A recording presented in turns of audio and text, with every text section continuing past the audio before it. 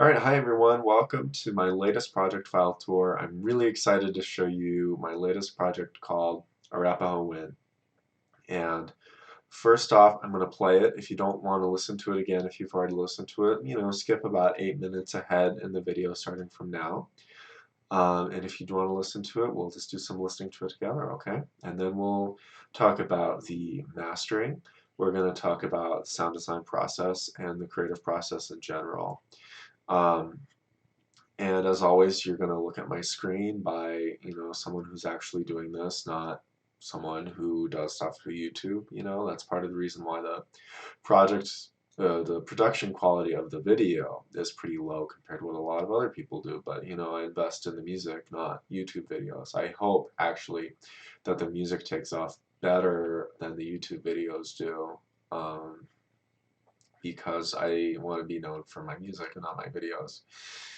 And as always, these tutorials are geared towards advanced users. We're not going to be going over what compression is. We're not going to be going over what a delay is.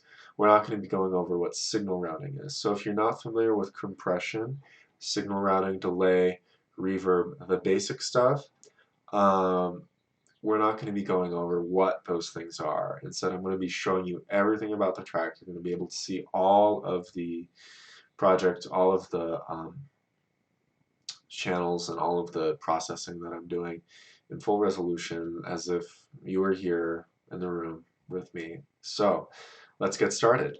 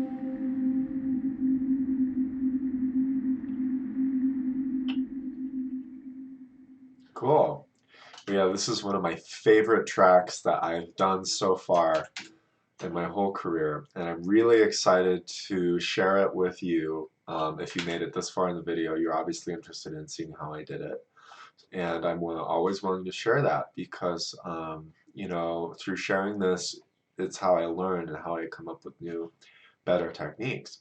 So, as always, people always want to know what software I'm using, and I'm using Cubase 7. And you'll also notice that we have two different Cubase icons. Well, I just upgraded to Cubase 10, and I actually finished a new track yesterday, which won't be released till sometime late 2021 probably, because I'm so far ahead of the future of what you guys are getting. And so far Cubase 10 is much better than Cubase 7. So this is just sort of a legacy thing, because I still have a lot of clients who have piano tracks in Cubase 7, and I'm actually going to keep Cubase 7 on my machine for a very long time in case they need to um, in case they need a revision or something, and so I can go back to my old projects. And luckily they don't really fight it out too much. And again, I'm using Windows 10 Home. If we go to the Windows key plus S, that pulls up the search function in Windows. It's a really nice trick. And you can just type WinVer. And this is the version of Windows 10 Home I'm using, you know, just so we get the big stuff out of the way. And also, here's another cool little trick, is that if you're ever browsing the internet, you actually use the middle, you can click on your scroll wheel to open the link in a new tab. That's just another little tip. And again, you know, we have my version control strategy here. I always put the date of the file name.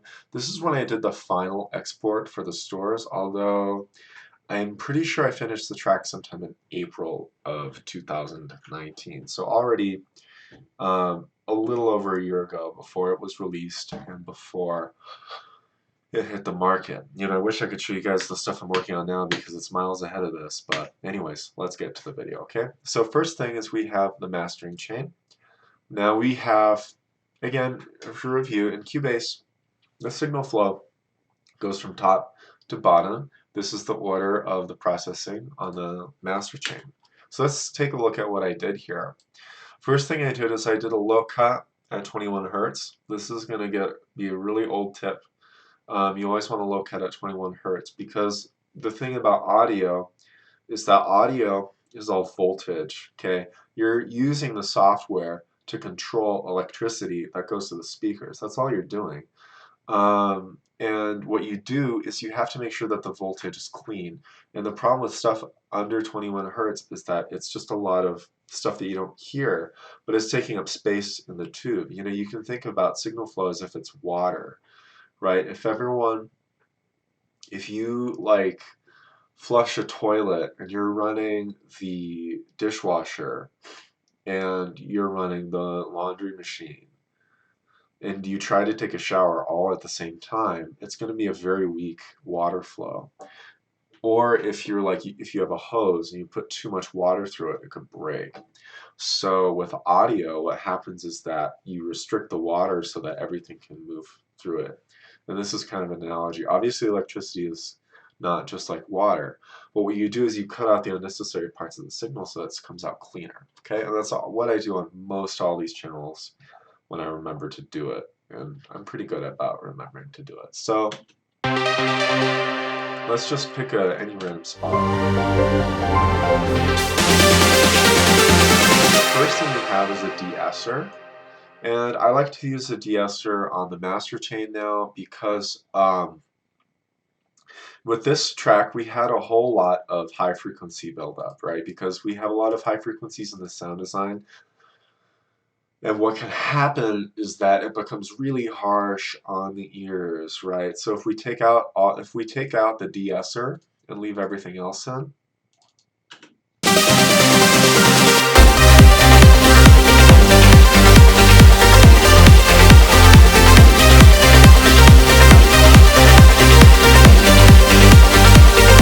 you can sort of hear, maybe you can hear it, maybe you can't hear it, but I can hear like a definite softening of the highs, and just so that they're smoother, right? Because a de-esser is just a specific type of compressor for high frequencies, right? And I like to use it on the master so that everything comes out a lot smoother. So it's a lot easier on the ears, especially when you're listening in headphones, which is I think what most people are listening to these days if it's on a Bluetooth speaker.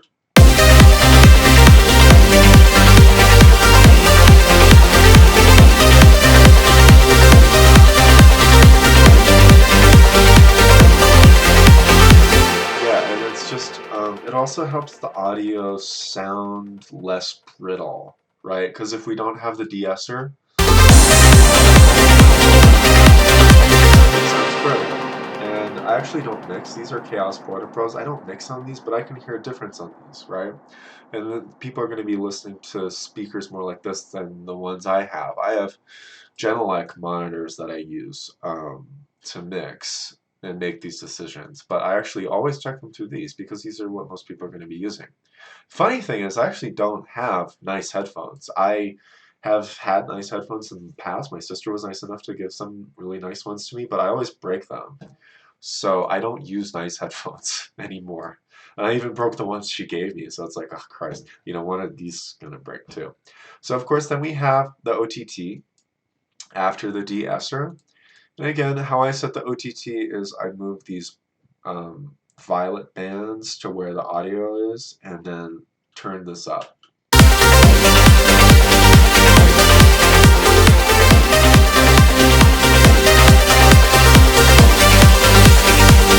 is just a thickener, but the problem is if you use too much, it's going to sound really nasal and weird.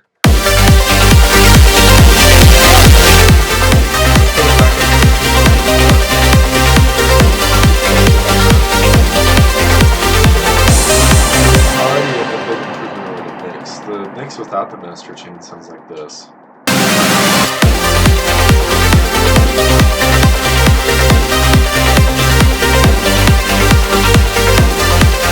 Again, mix is fine. I'm not using these plugins to correct mix issues. I'm making it sound better. And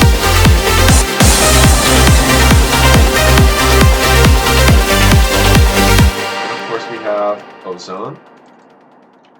And in Ozone, it looks like we have the equalizer and the dynamic EQ.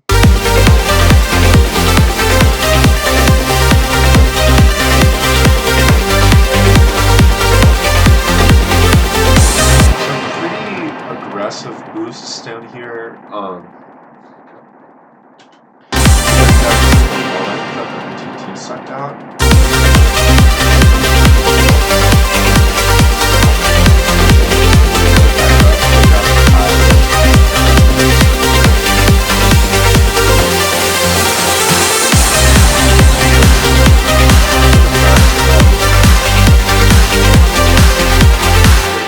Stereo enhancer, mastering more room. This is a preset that I like.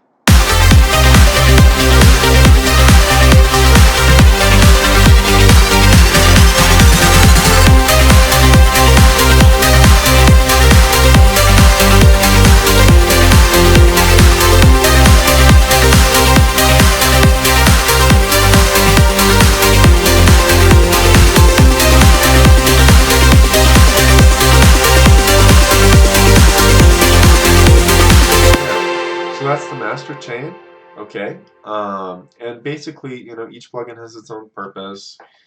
I use the OTT to sort of stabilize everything and make it sound louder, bigger, fuller. Ozone kind of makes up for the stuff that the OTT speeds up. I took harmonics here using the dynamic EQ to just when those tend to hit too much, like if we go into the part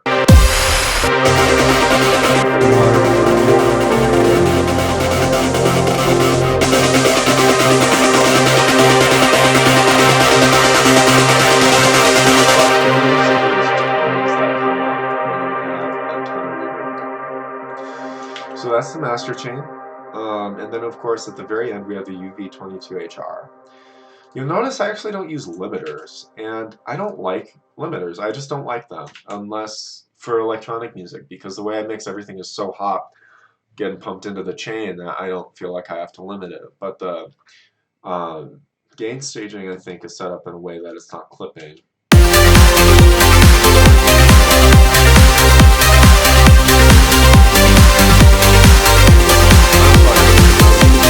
that's how it sounds the way that it does. And then again, I talked about this in the last video, but this is just for dithering so that I'm monitoring in exactly the same way that people are going to be receiving the export.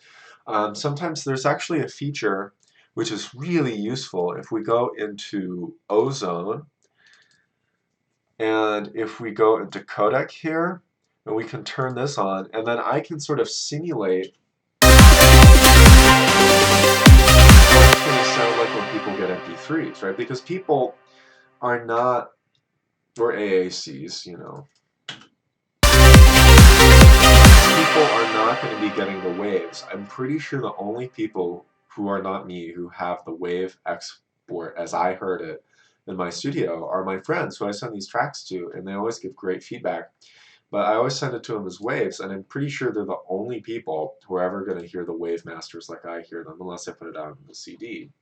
Because it's getting uploaded to a streaming platform who's going to do all kinds of stuff to it before it gets to you. And so I want to make sure that I'm hearing it how the customer hears it. Because if it's only for me, um, you know, that's not enough. I mean, I can't only make music that sounds good to me. So let's talk about the lead this time. So the lead actually took quite, even though it's one layer of sound, it took quite a bit of work to get it to sound like this, okay? And what I did on the lead is I did some pretty intense routing on it. So let's first talk about now that we've covered all the mastering stuff, let's talk about how the lead was created. First off, I played is this even working? I guess it's disconnected.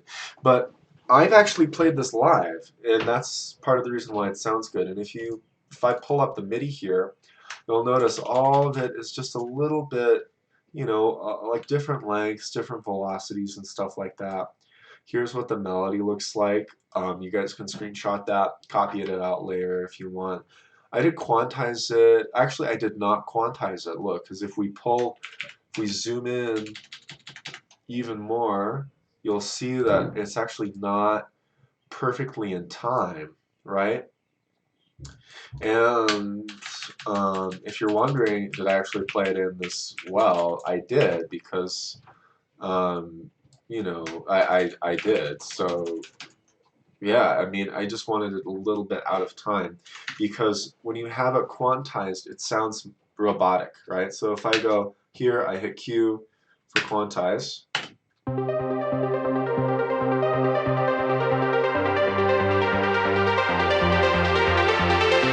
It sounds like a freaking robot. But if we take the quantize off,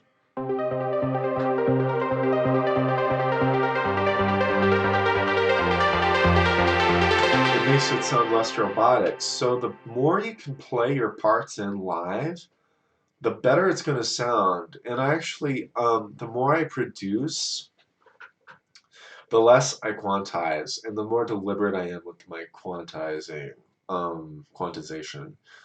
Because when you have stuff that sounds too robotic, like and this is a really difficult concept to describe, but like every beat has its feel. And if you want to, if it feels better when it's a little bit off, because the beat goes from feeling like a triangle going all the way down to sort of feeling like a wave or like a ball, right?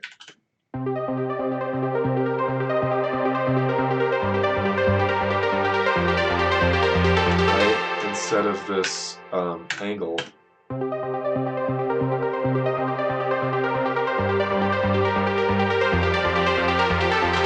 it gets rid of some of the funkiness of the line. Now, obviously, we have some velocity stuff, and you know what I did was I made sure that these top notes are accented, and that you don't actually really hear these inner voices. So maybe if there's a way.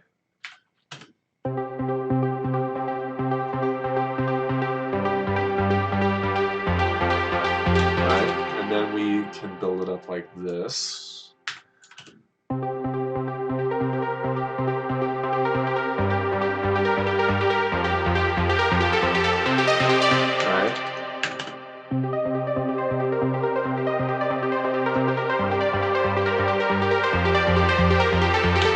it's sort of like this ARP that I actually, I came up with, and I played it by hand. So that's what the MIDI looks like, and that's again how I approach MIDI. It's everything is much looser and much more fun to listen to that way. So now let's talk about the sound design. And I actually didn't do too much mixing effect on it. I ran it through the OTT.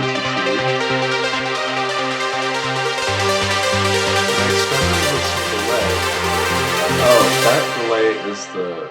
We'll talk about that later, okay? And so here's the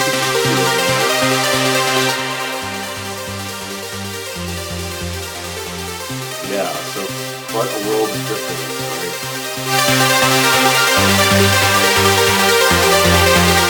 Now when I mix, I'm actually very, very aggressive with the EQ, and I'm a booster. A lot of guys are cutters. I boost the hell out of that signal. So we have a boost here at, what is that, 4.043 kilohertz at 7.9 decibels. Not really anything here, another big boost and a huge boost here. So we have that curve that you get at 21 hertz.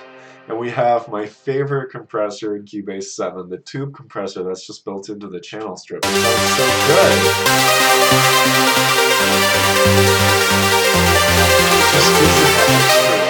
It gives it that extra life. I freaking love that thing. So now, here's where it's going to get a little complicated. So in order to do the reverb on this sound, I couldn't just throw a reverb plugin, type in reverb, plop something on here, and expect things to work out. Because the mix is so complicated on this track that I needed a reverb solution that did not cause too much phasing, okay? If you don't know what phasing is, watch a few more videos on it, because we're not going to be talking about that right now. We're going to be talking about how this is mixed. So what we have with the lead, right, is we have that going through 3 separate channels, 3 separate group channels, just for the lead. 3 separate groups, just for the lead, as well as the lead going to, I believe, see, it's not even going to stereo out. So what's happening is that the lead is going to its group, its individual track, right? And it's getting sent to the stereo lead reverb, lead delay, and the reverb sidechain, right? So if we turn this off,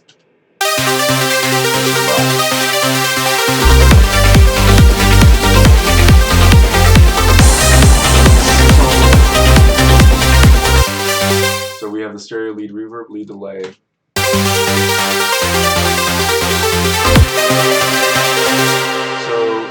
It's going to stereo lead reverb, lead delay, and stereo lead sidechaining, okay?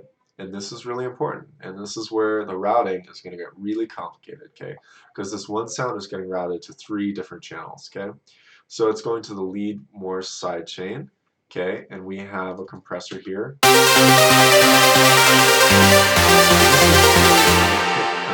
Right? Because what I did is I did some parallel compression, where the audience is hearing the compressed lead as well as the uncompressed lead, and I just split it to 2 different channels to do it like that. In the new version of Cubase, they have a dry wet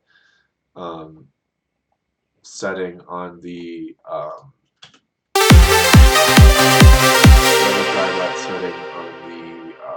compressor. So this is just a sidechainer, so that the compressor will I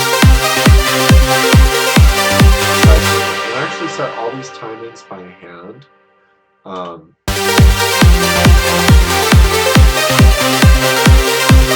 wanted to have it flowing, and I did the same thing with the bass too. I set those sidechain timings by hand. I'm all about, setting stuff by hand. So we have the stereo lead.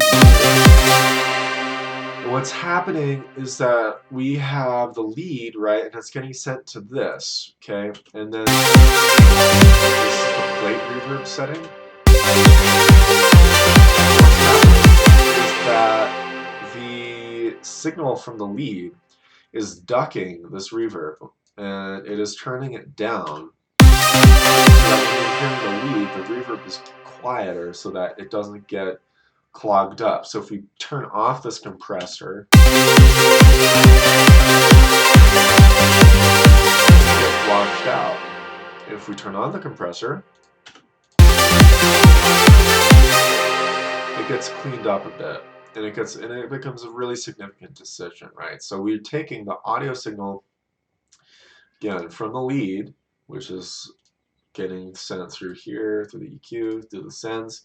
It's going to the reverb channel, and it's getting delayed quite a bit, and it's also side chaining itself. So this signal is getting sent to the stereo lead reverb, where it's also ducking itself, right? And so that's where it gets complicated. So it's going from here to here, okay? And it's also going from here into this compressor. This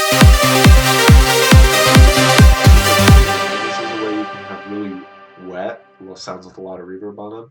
Sounds super clean in your mix. And that's how you do it in Cubase. Let's keep going here. We also have a delay here, and this is the dub station delay.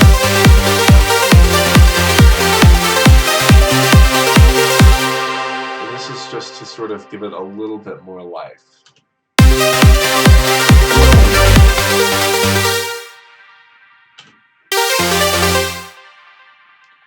Yeah, and that's to give it a little bit more life, a little bit of a tape saturation effect, and to sort of give the reverb that extra depth of detail so that it's not just a reverb, it's this really cool harmonic sound. And I also made sure to prevent phasing issues, that the delay is not being sent to any kind of reverb, okay? And again, I use my favorite dub station delay. It's awesome. And then we have it going through the compressor. It's a subtle...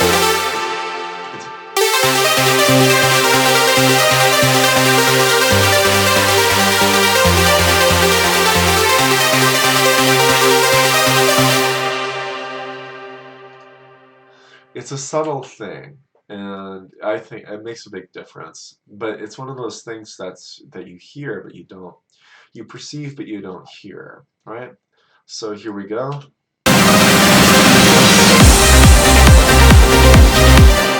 that's how I made the lead sound. And the instrument is Spire. And it's actually based off of a lead Berlin thing. Now, if I actually go duplicate this, remove this, mute this temporarily, I did quite a bit of work on it, but what I do sometimes is I use presets as starting points. So if I take off auto processing,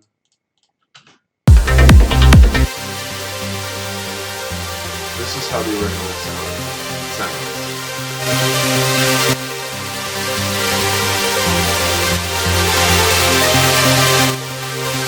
Yeah, I did quite a bit to it actually to clean it up. And fix that.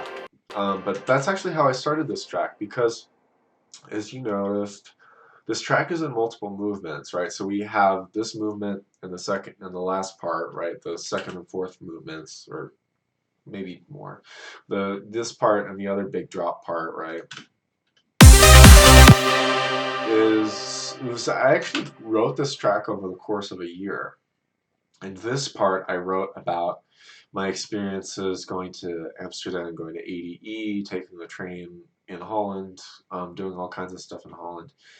And, you know, this was written about that. And I originally called it Den Bosch Centraal, as sort of a take on the Amsterdam Centraal station in Amsterdam, because it's like, oh, you know, I was in school at the time, and I was always taking the bus to Union Station in Denver, and you know, I was just inspired, and I was playing around with this lead, and I was playing around with it, and this melody just kind of came to me, and I was having so much fun with it, and I put it away, and then I didn't really know what to do with the track, because I had this awesome hook, right? But I didn't know what to do with the track, and so I shelved it for a bit. And then I had a boyfriend at the time, and he was American Indian. And he was very proud of his heritage. And what I wanted to do was I wanted to make a gift for him. And so that's when I was like, I should make this about like, American Indian themed because, he's all about that stuff. He was showing me a bunch of stuff by American Indian artists. And I was like, I should make it as a tribute to him. So then I sort of shoved it in with the native flute parts, which we'll talk about in a little more detail. But this is that's sort of the architecture of the track, is that it's really like three tracks in one because you have the rave part, you have the opening ambient part, you have the piano parts, right? So it's like sort of three different areas of the track based off different parts of my life. Um, Now, this track was written over such a long period of time that what actually happened was we ended up breaking up before I was able to present him his gift, right? And so this is actually the track that he would have gotten, but I'm not about to give him a track, um, right? If we're not together. So since he was Ute, that's how it came to be called Arapahoe Wind, because the Utes and Arapahoes would typically fight each other. And actually, I think the Arapaho, they might have been about scalping, but both tribes were very brutal. And, when we're talking about them, we have to sort of remember it's like they had all these wonderful, beautiful practices, stuff that I find deeply inspiring and moving and that I'm very interested in. But at the same time, we have to remember that they did a lot of stuff that we would consider war crimes. They weren't perfect people. So since the Arapaho and the Ute were enemies, I decided instead of giving it to him and calling it something to do with the Utes, um, because he told me about some of those spiritual practices involving people like doing like a bear dance, and then I don't really remember the specifics of it, but they would do this bear dance, and I was like, oh, that's kind of cool. I should incorporate that into the track because we were dancing all the time, and I wanted to capture what it felt like to dance with him in the track. Um, but that, uh, but I was gonna call it something like it was hard to figure out, right? It was like I was also inspired by this country track called Seminole Wind, so I knew I wanted to call it something with wind in it because another part about living in Colorado is that it's incredibly windy here. Like everyone knows about the snow because people go here on their ski vacations, or they think of South Park. But it's actually incredibly windy, and so I was listening to the wind. I was very inspired by that sound. I could actually hear. That's how the melody came to me. Was that I was just listening to the wind, and then I just heard this beautiful flute melody that I wrote down and hired a guy to play. But uh, yeah, I mean, we ended up breaking up, and I think like the original concept was going to be something like Eagle Wind or, um, God, I don't even remember. It was so long ago, but it would have been something to do with like more of like the Utes specifically, like fire, like something with bears and fire, because the Utes, most of the tribes, it's a pretty common thing for the traditional beliefs to have some affiliation with animals. For example, I read the Carlos Castaneda book, Teachings of Don Juan, about the Yaquis, which are a tribe in the what is now the American Southwest in the southern part of Arizona, northern part of Mexico. And they this whole thing was like ravens. And so, there's this whole anthropomorphism thing, which is really cool to think about. And one of the ways that they did that was, they would take a bunch of drugs and dance together and sort of channel this shared animal spirit together. And the Rockies did that with crows. The crow was their whole thing. And I remember, like, when I actually got the book, um, like a guy gave it to me, made such a big deal about crows. He was like, "Okay, Joe, as soon as you read this book, you'll never look at a crow again, because there's this amazing scene where Carlos, like he takes datura, no, he takes mescaline, and then he grows wings out of his head, and I just thought that was a crazy image, and it was really cool. And so, I always think about music and how music has the power to transport people, and how we're using this incredibly natural force, which is electricity. We're controlling it in this incredibly refined piece of technology, which is, everything you see in front of you on this computer screen, as the result of this really high level of engineering, and um, I just think it's cool. But that's why it's called Arapahoe Wind and not something to do with the Utes. That was kind of a fuck you to him.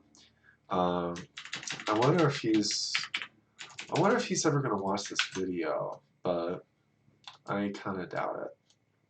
So that's why I used a flute. Okay. So now we talked about that. The drums on this track are actually ridiculously simple, so we're just gonna go ahead and talk about those. Yeah, it's just a really simple loop. Again,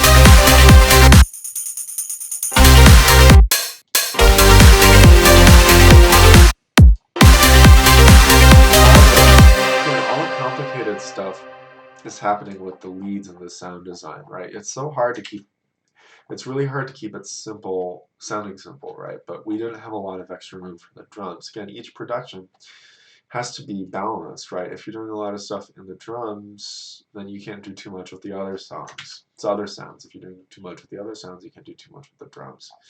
We have some Foley and stuff that I made.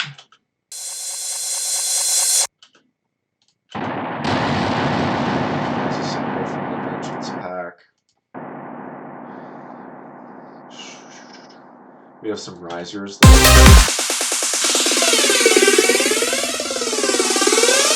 And I just put a flanger on those. We have an open hi-hat. Again, a layered snare. Sounds bad on its own.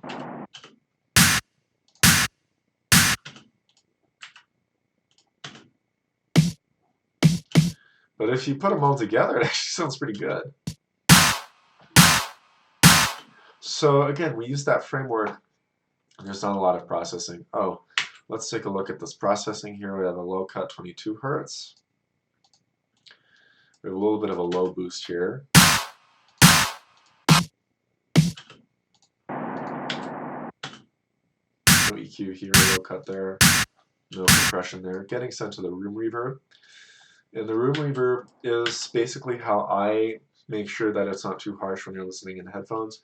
When you're mixing in a room, it's hard to get the reverb levels just right.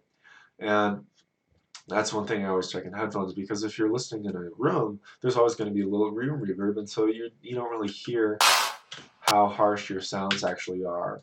And it's one of those things, again, if I took it away, you'd notice it. But you don't notice it when it's there. It's one of those things that you hear, you perceive without hearing. Okay, we have a riser here. This is just a preset. Again, I had to take all this stuff out, otherwise it would fight with the rest of the track.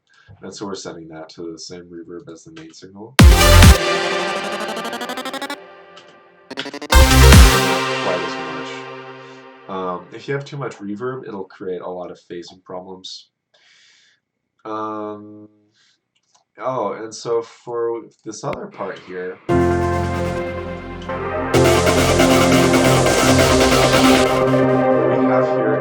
have the lead. If you notice, yeah, if you'll notice, I did quite a bit of automation with the cutoff. Not so much sending here and there, but how I achieve this effect of the lead sort of getting thrown around in the wind, right? Is I just turn on the delay.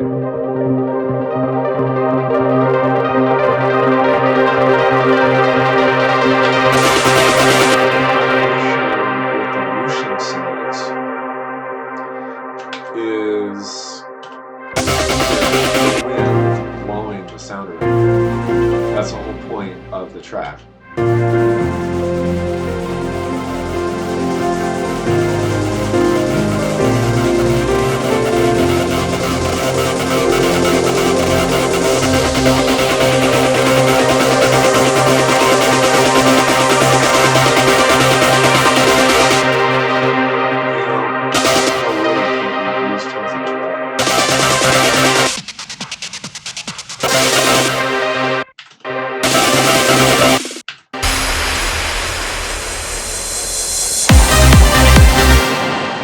Yeah, and again, the whole concept is you have to have that vision. You have to have, an idea of what you want before you start making this. That's why most people can't finish their tracks.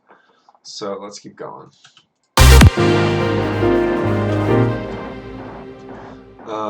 Let's talk about the flute parts. Okay, so let's go back to the opening. So how I wrote the flute, actually, I wrote it, and again, it came to me, it just sort of came out of thin air, that melody. Right? And, it was very windy, and I just heard it. And I wrote it out. I wrote out the sheet music, and I hit up a guy to record it. I actually went through 5 people to find the right guy to record this part, because the other people were taking way too long. You know, so this guy got it done in 2 days, and the other people, they didn't get back to me, or they didn't have a way to record it. And what's interesting is it's actually, I think the melody ended up sounding more Irish than American Indian. And the guy who played it is Carty. He's awesome. He's actually Peruvian. He is not American Indian. I did actually ask people who were American Indian first, but again, they took too long. And that was another reason why this track took so freaking long, because as soon as I had all these parts done, I sent the parts to other people for them to record it, and it took like a month and a half, like six weeks to get what, like this, not even like this, about maybe 30-second clip of a flute. But he did a great job. He knocked it out of the park. This is going into its own reverb here. We have a low cut at 21. We have a surrounding vocal plate reverb here with this setting.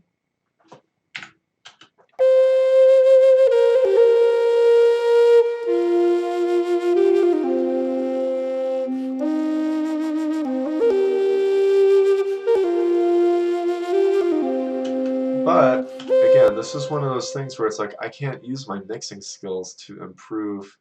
Oh, it looks like we have 2. Oh, no, that's a reverb channel. Yeah, again, I didn't do barely anything to this. It just sounded that good out of the box. Even if we mute the reverb.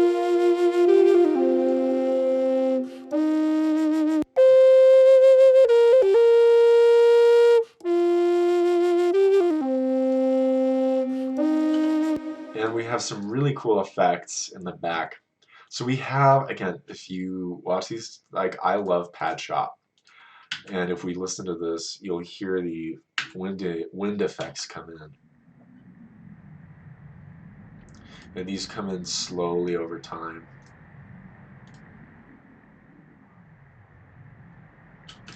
Again, just to sell that it's really coming from the wind. Then we have a low pad, Memories of a String. Volume automated here, so it is brought in. Because the first thing I wanted people to hear was that breath of the flute, right? Because I think about the connections between how we breathe and how we're sort of nurtured by this wind.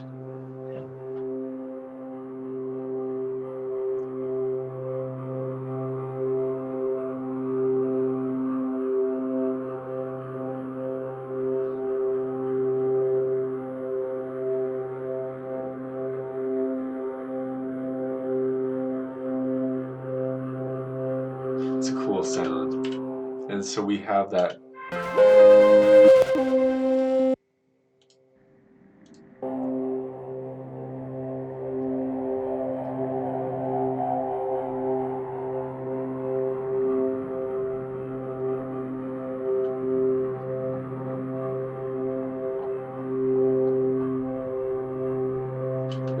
Very cool.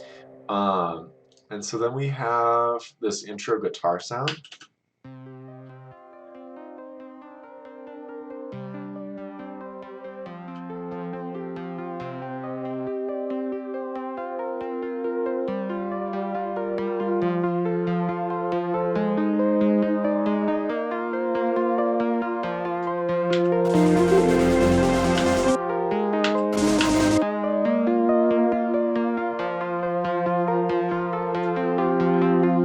And what that does is that it sort of preps you to receive the actual melody.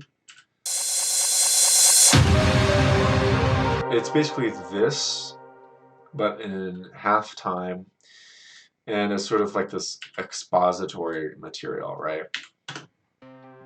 So we have a tube compressor here, 22 hertz low cut there, no EQ really. It's just it's this super dry. Then we have the vocal wow.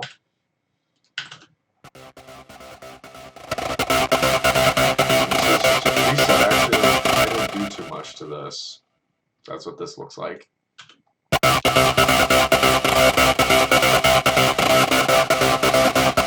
Okay, and as far as filtering, we have the Tornado, which is a really fun plugin to use.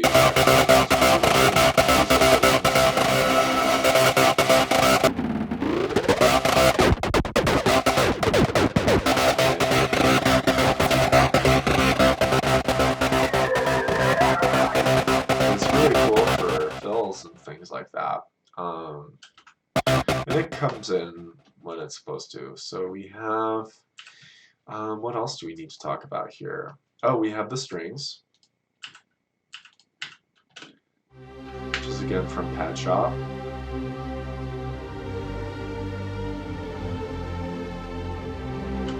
And we can open up the MIDIs here. Again, I played this by hand. I didn't quantize it really. Oops.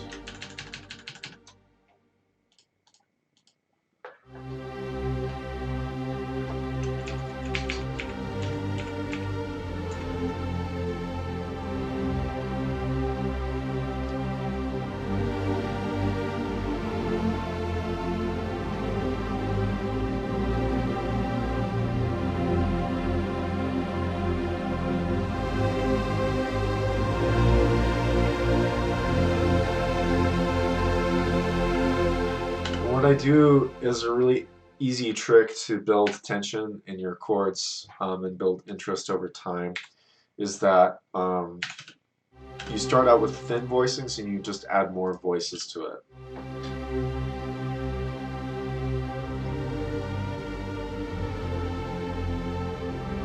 More sounds in there.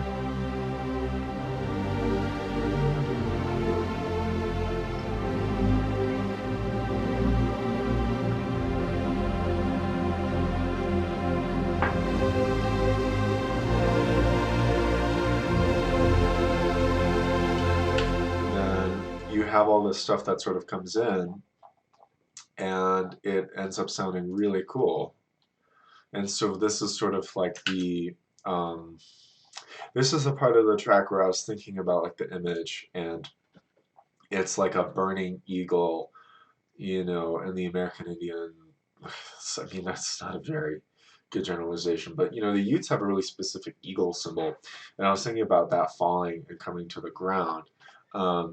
You know, because I was thinking about a lot how that culture and that way of life that they fought so valiantly and admirably for is just gone.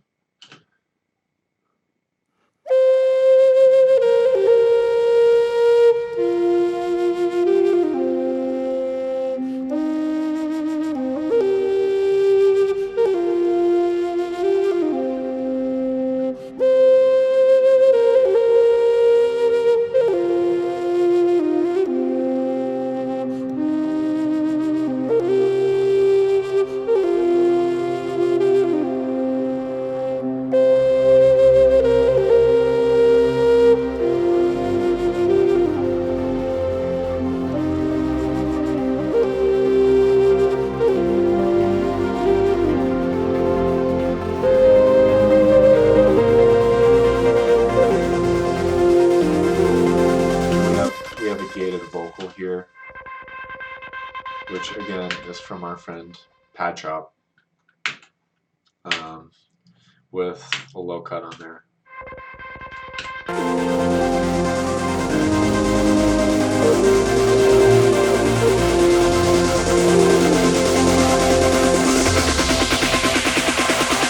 have the first kind of ravey part. We have the sub.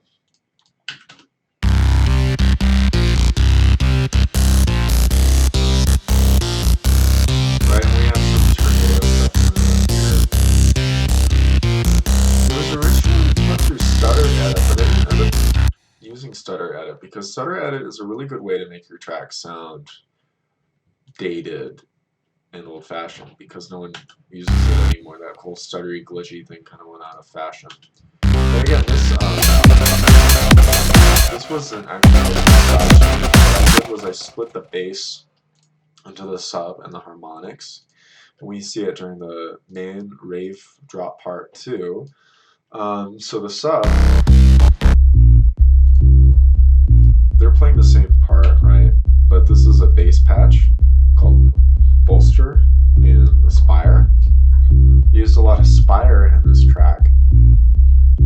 And we have the compressor, which is controlling the sidechain from the kick. So if I pull up the kick, we have this sort of out of time sidechain. That's why it feels more flowy instead of so rigid. And so that's the bass. And we have some additional processing on there. We have the compressor and the OTT. Okay, some room reverb. Now if we pull up the harmonic bass, as I like to call it, we have Serum, okay, and Serum has this preset called Angry Boss.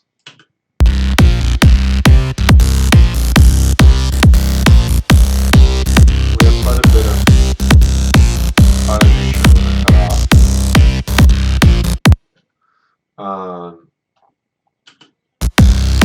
Also some sidechain done by hand, although I don't think it was actually too loud to get sidechain. There's no rule that you have to sidechain everything all the time.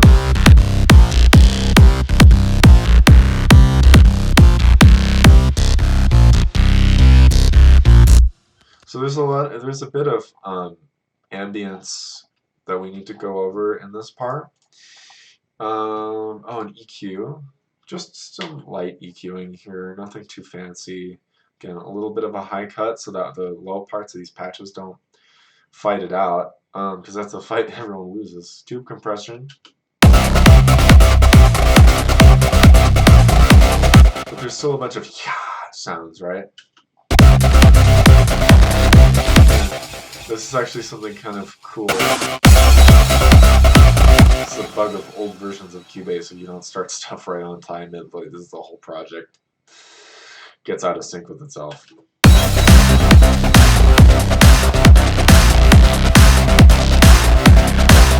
A lot of that ambient stuff is just the vocal wow getting saturated out the way. And what happens is that effect combines with the additional effects that I put on this track. That combines with the overall grittiness of the upper part of the bass patch to create those effects. This is also where I had a lot of my rhythmic hi-hats.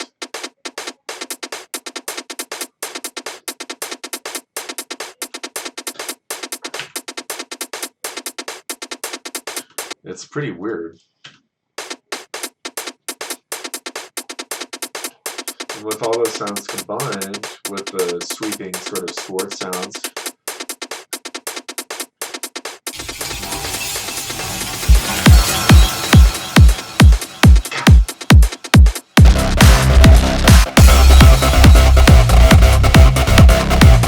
that's how I got those effects. And it was kind of an accident, actually. I wish I could tell you it was more deliberate than that.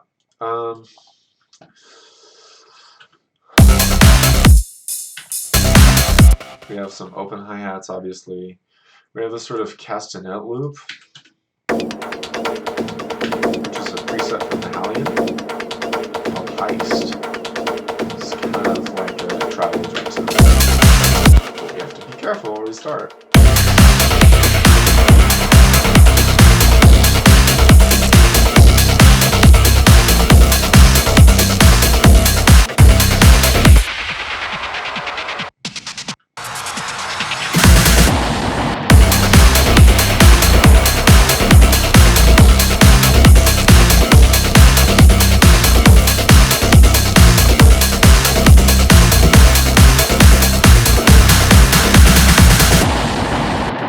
Us to the first piano breakdown, and I actually played this in 2 takes. The second take here, first take there. And when I recorded this, I recorded it with the metronome turned off. And I did that because I wanted to play with the time. So if I turn on the click, and if you guys listen to it, you're going to find out that this part's actually pretty out of time.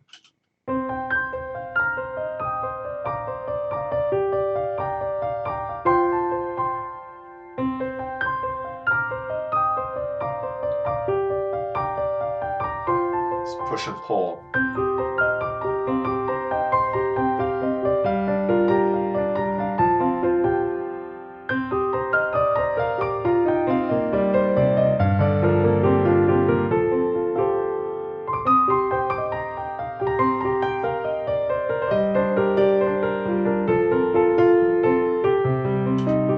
Right? And so there's a lot of push and pull with a piano part that you'll really hear with the click going, but it just sounds better that way. It doesn't sound as rigid and robotic.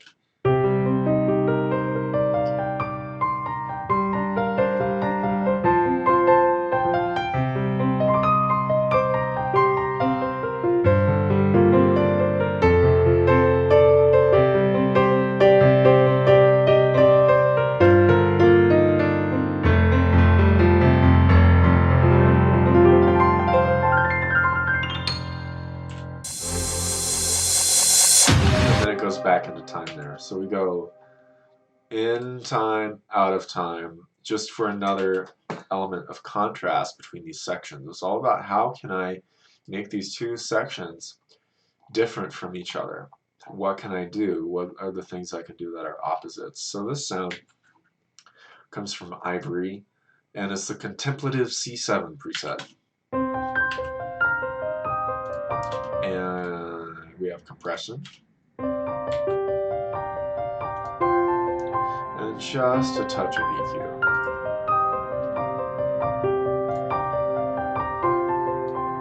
The pads in the background are the same ones from the intro that sort of fade in.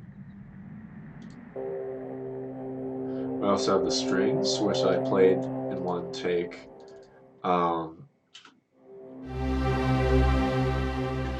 Same intro strings with the pad drop.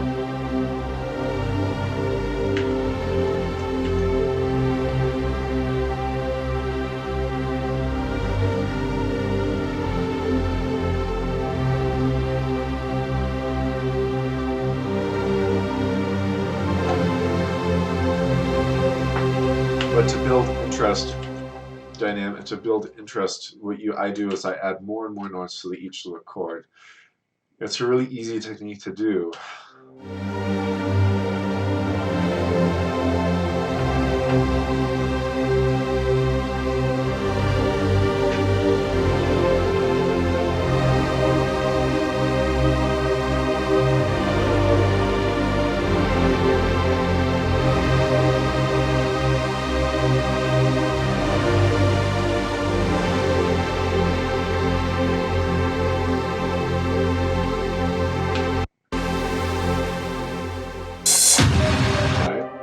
And then all together, it really works. And the thing is, the piano sound is so dry, but you have so much of the ambience taken over by the pads that if you don't really, the piano sounds like it has tons of reverb on it, even though it doesn't, which is a really cool thing to think about.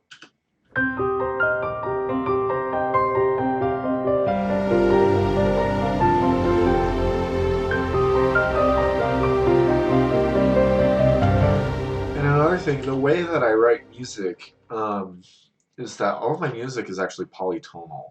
Um, I realized that I could combine keys.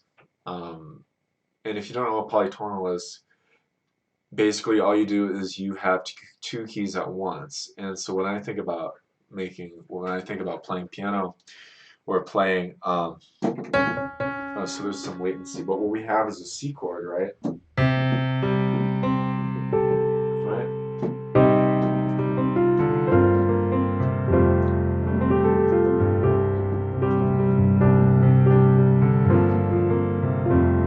And what I do is I think about all my songs are in two keys at once. There's the home key and then the key of fifth above. Key of fifth above, C minor is G minor. So if we have a C minor, we have those two chords on each other. And then how I write melodies is I have the melody in like the key that's a fifth above it. So it's like,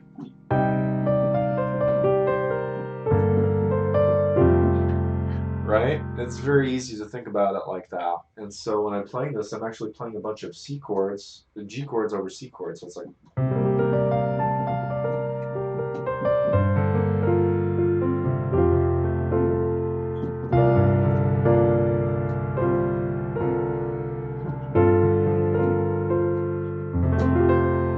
right?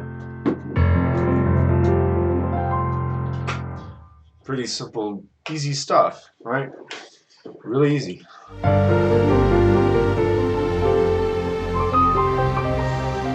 have the run, and then we have the drop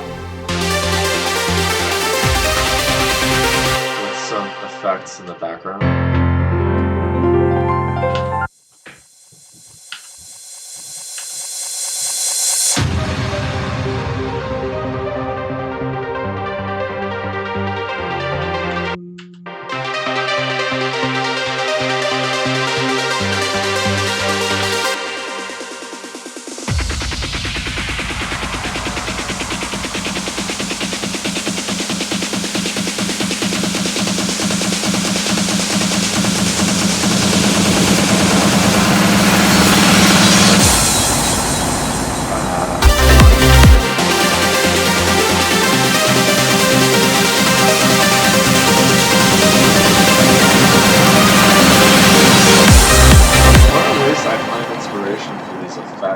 Is scrolling through sample packs. And the other way is that I actually started going to shows way long time ago, and at that time, you know, people, sometimes you see this now, it's kind of frowned upon now, but you'd have these guys in like their light gloves, and they'd always be doing these cool shows. So I always think about like, you know, how these effects would be translated to the light, right? And that's what I do to make these effects look like,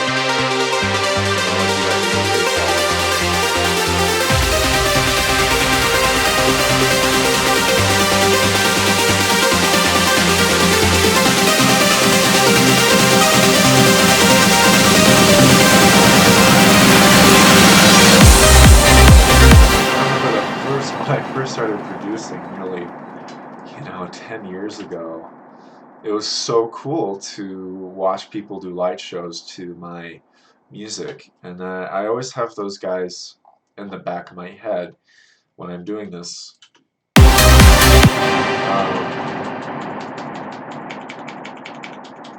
So let's go to the second piano breakdown now. Too far.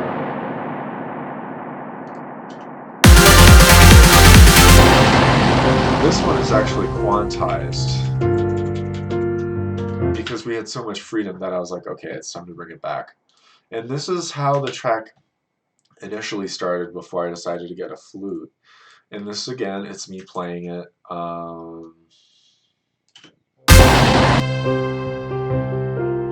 This is how all my tracks start. They always start out as these nice sort of piano pieces. Kind of easy listening.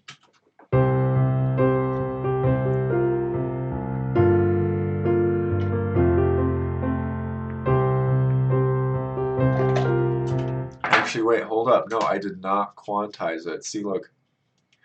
See, I guess my time is pretty solid, I'd like to think. Oh god, where'd we go? Let's do this.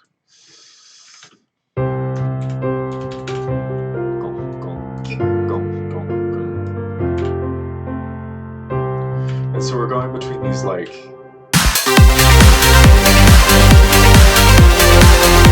half time.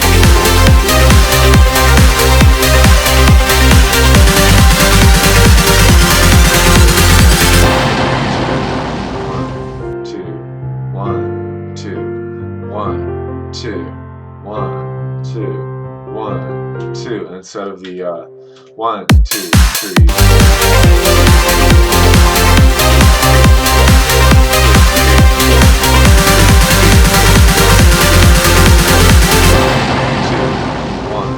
Two, one, or even 2, 1, 2, 1, 2. I always think of melodies in terms of gestures. The piano is going over the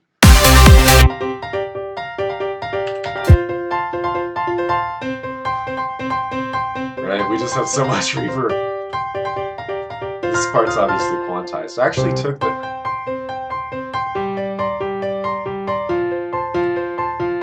see, we're getting some of the reverb.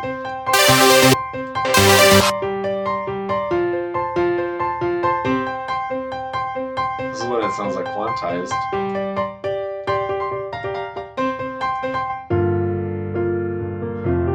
But that was just to help it cut through. And then when you have stuff that's quantized against stuff that's not quantized, sometimes it can come out sounding kind of weird.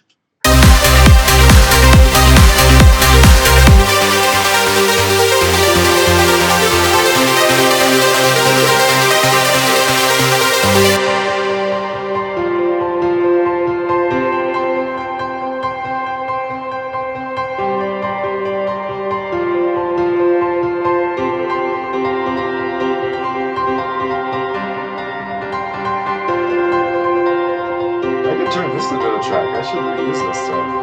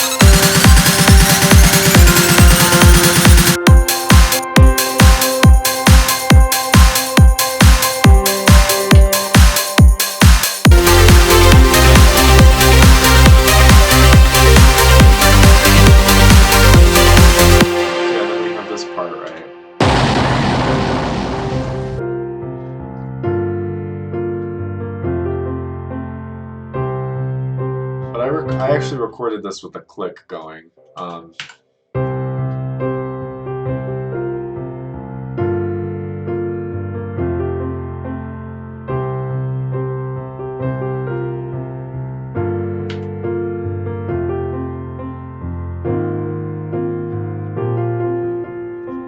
these are just some variations I put on the end of the phrase here.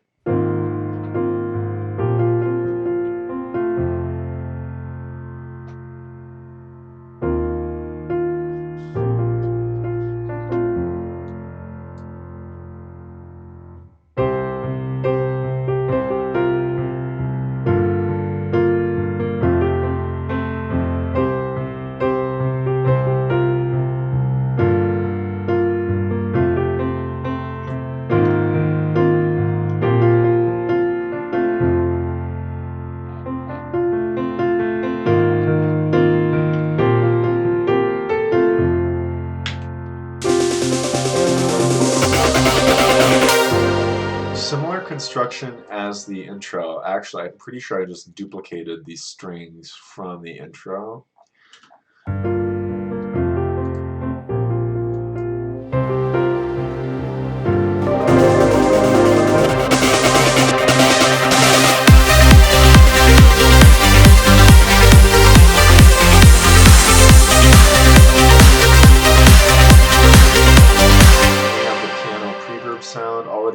preverb with the piano with quite a significant amount of delay on it.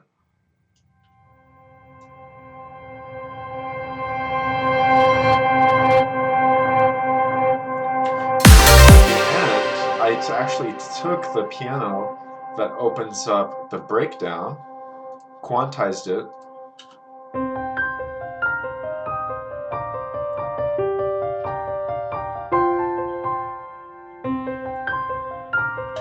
right, and then I put it over here.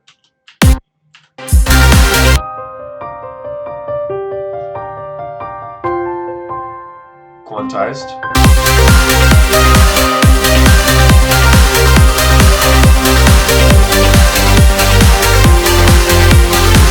Variation of that same thing that but played up with some more chords.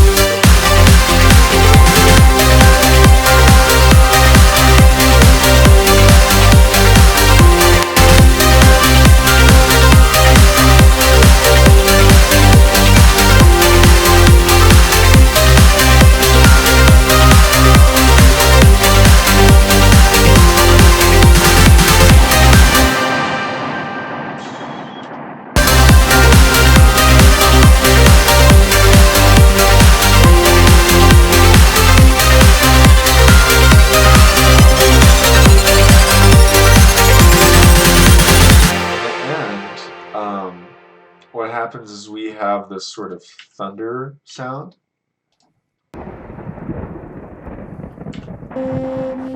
That gets layered with the pads.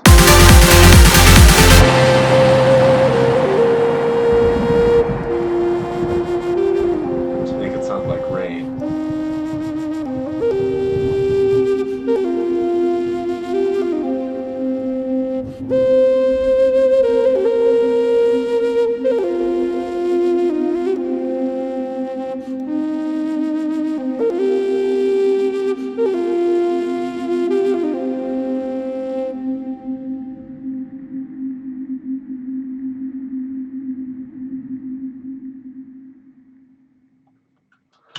And I wanted to have that wind at the end because it's almost like, you know, the wind is blowing the memories of these wonderful of this people away. You know, that's part of the track. It's very sad. It's like, you know, the wind is a force of erosion. It's just eroding everything. You know, the wind comes and it's like you breathe it, but it's also something that is constantly eroding you because oxygens are corrosive. So, you know, the wind is blowing the souls and the memories and the story of the Arapahoe people away. And that was part of the ending of this track. And of course, I got the idea to end it like that after I broke up with my boyfriend. But that was that's why the track ends like that, is so you have this sort of lift, you know. So it's like you sort of hold on to that moment. And it also makes it easy for DJs to play. So, on that note, I really hope you learned a lot out of this track. Thank you so much for sticking it to the end, and I hope to see you again in the next Joe Roller Project File Tour. All right, thank you.